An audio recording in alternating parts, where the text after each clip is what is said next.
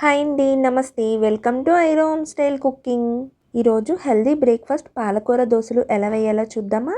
పాలకూర అంటే ఇష్టం లేని వాళ్ళకి ఒకసారి ఇలా చేసి పెట్టండి. వాళ్ళకి అసలు తెలియదు అనమాట. అంత టేస్ట్గా అంత రుచిగా ఉంటుంది. తప్పకుండా ఒకసారి ఇలా ట్రై చేయండి.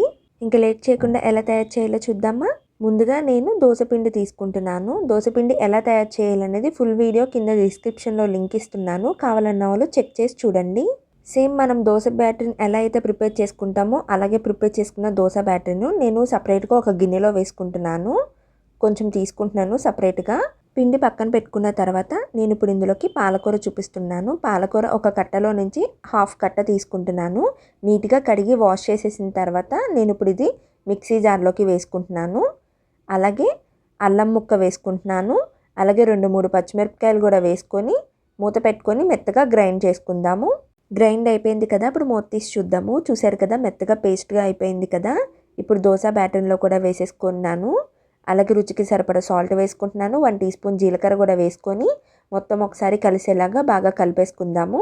మనం రెగ్యులర్గా వేసుకునే దోశల కన్నా ఒకసారి ఇలా దోశలు ట్రై చేయండి. చాలా టేస్ట్గా చాలా బాగుంటుంది.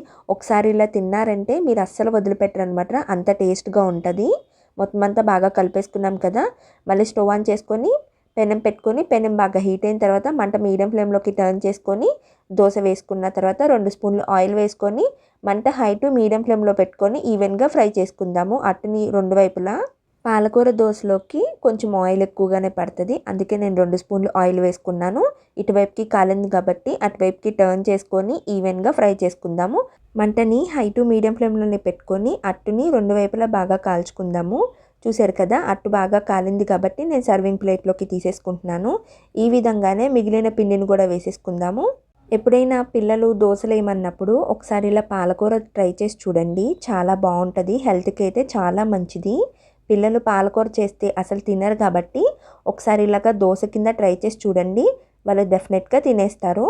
అంతేనండి, సింపుల్ అండ్ ఈజీ పాలకూర దోశలు రెడీ అయిపోయినాయి. ఒకసారి ఇలా ట్రై చేసి ఇంట్లో అందరికీ పెట్టండి. వాళ్ళకైతే డెఫినెట్గా నచ్చుతుంది. మా వీడియోస్ కానీ మీకు నచ్చినట్టయితే లైక్ చేయండి, షేర్ చేయండి, సబ్స్క్రైబ్ చేయండి. Thanks for watching.